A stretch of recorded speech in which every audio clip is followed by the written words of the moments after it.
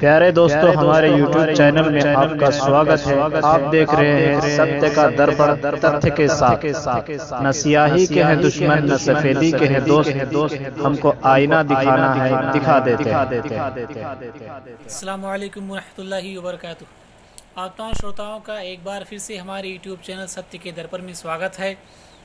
आपने पिछले वीडियो में जाना, जिसे हमारे बहुत ही प्रिय मित्र किफ़ायतुल्लाह फारिस ने बनाया था, कि महमूद गजनवी के 17 आक्रमण को हमने 3 श्रेणियों में बांटा था। उनमें से पहली श्रेणी में 9 युद्ध आते हैं। कृपया ध्यान से इसे सुनिए।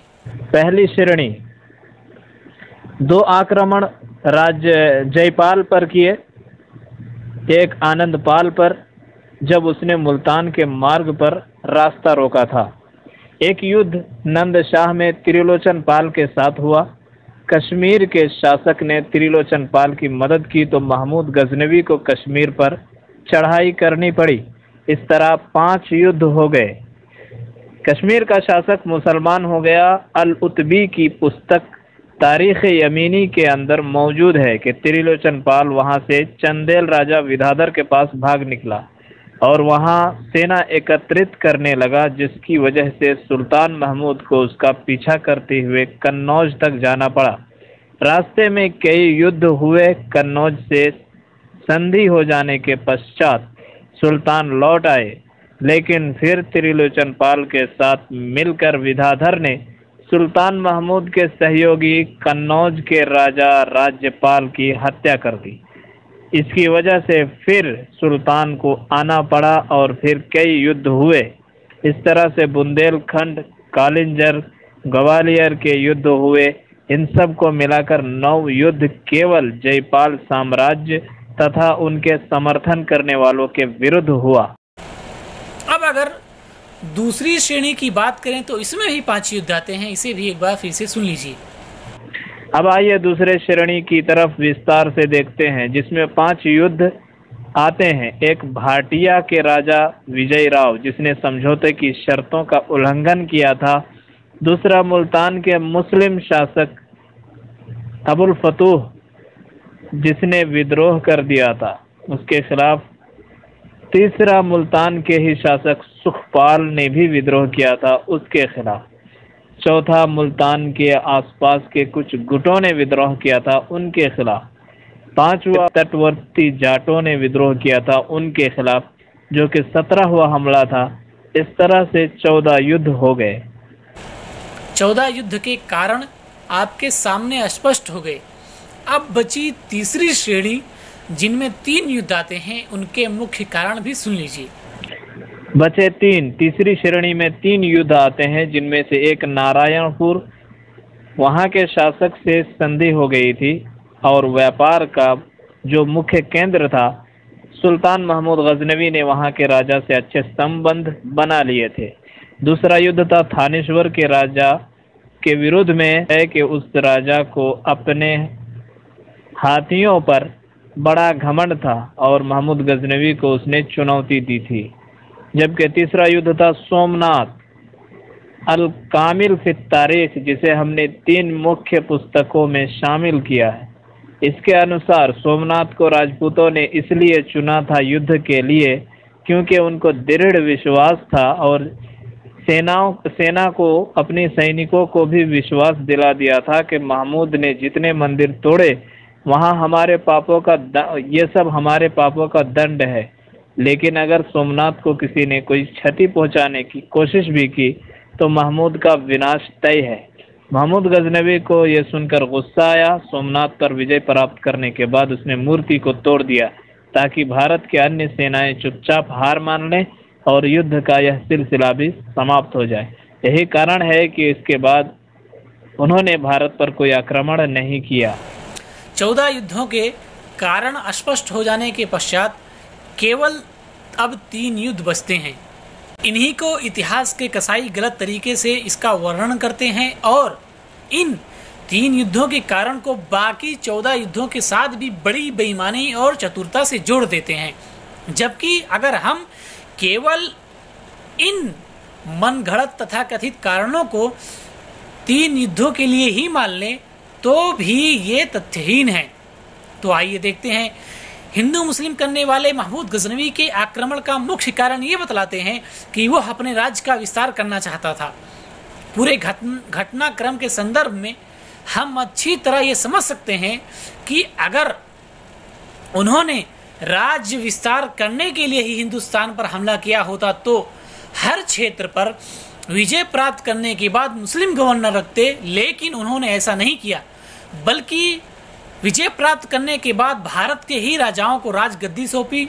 इससे ये साफ पता चलता है कि महमूद गजनवी केवल अपने राज्य को दूसरे क्षेत्रों से सुरक्षित रखना चाहते थे, न कि उनका मकसद सिर्फ और सिर्फ अपने राज्य को विस्तार देना था। दूसरा कारण यह बताया जाता है कि उन्होंने जबरदस्ती इस्लाम फैलाया। यह आरोप भी निराधार है, सिरे से गलत है। वह जब भारतवासियों को राजगद्दी पर बिठाने एवं सेना में भर्ती करने के लिए उन्होंने इस्लाम स्वीकारने की शर्त नहीं लगाई, तो भला आम जनता पर जबरदस्ती क्यों करते। इसलिए यह आरोप भी सिर्फ अफवाह है, इसका हकीकत से कोई संपर्क नहीं है। तथा इतिहासकारों के अनुसार वो धर्म को बहुत मानते थे, तो इस्लाम में जबरदस्ती धर्मांतरण मान्य नहीं है, तो महमूद गजनवी अपने धर्म के विरुद्ध कैसे जा सकते थे। पवित्र कुरान के सूरा नंबर 2 आयत नंबर 256 में जबरदस्ती धर्मांतरण से साफ मनाही है। तीसरा कारण ये बतलाया जाता है कि उन्होंने खास तौर पर मंदिर तोड़ने के लिए ही भारत पर आक्रमण किया था। यह आरोप भी निराधार है और हम अगली वीडियो में इस आरोप का विस्तार से जवाब देंगे। चौथा कारण यह बतलाया जाता है कि वह केवल लूट मार करने के लिए भारत पर आक्रमण किया था। ये आरोप भी संपूर्ण रूप से सही नहीं है। हाँ, उन्होंने जितनी बार प्रस्थान किया वो अपनी सेना पर बहुत संपत्ति खर्च की थी, और ये सब भारत के राजाओं के द्वारा एक साथ गजनी पर आक्रमण के प्लान को तोड़ने के लिए करने पर मजबूर हुए थे। इसकी भरपाई के लिए उन्हें सेना स्थलों से जो धन प्राप्त हुआ उसे उन्होंने जरूर लिया, बल्कि छीन लिया। इसलिए सारे मंदिर तोड़ने की जरूरत नहीं पड़ी, बल्कि राजाओं ने या ठाकुरों ने जहां पर धन को छुपा करके रखा था वहीं से धन छीनने की खबरें मिलती हैं। आखिर में 3 बातें बतला देना चाहता हूं।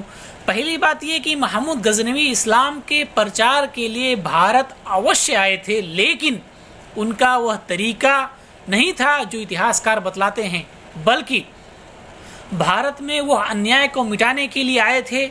उन्होंने भारत की जनता पर हो रहे अत्याचारों को मिटाया था, चाहे अब वो आर्थिक अत्याचार हो या सामाजिक अत्याचार।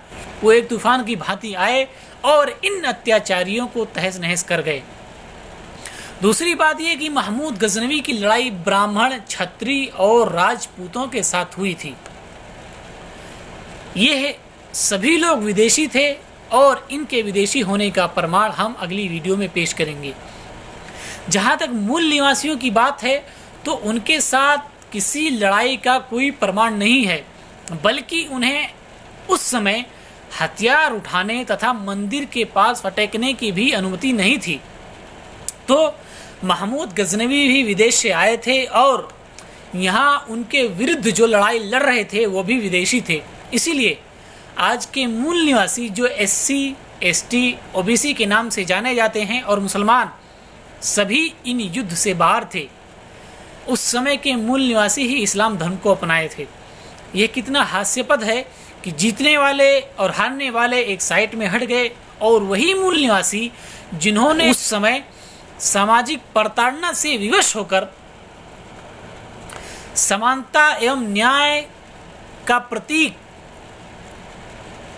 इस्लाम धर्म को अपना लिया था, और जिन लोगों ने नहीं अपनाया था वो लोग आज आपस में लड़ रहे हैं, जबकि दोनों का मूल खानदानी रिश्ता एक ही है।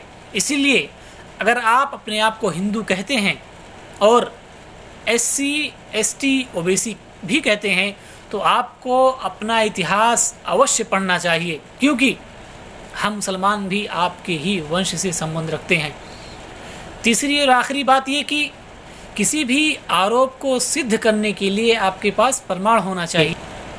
बिना प्रमाण के हम किसी भी आरोप को स्वीकार करने के पक्षधर नहीं हैं, और बिना किसी प्रमाण के कोई भी आरोप निराधार होता है उसे कोई महत्व नहीं दिया जा सकता है।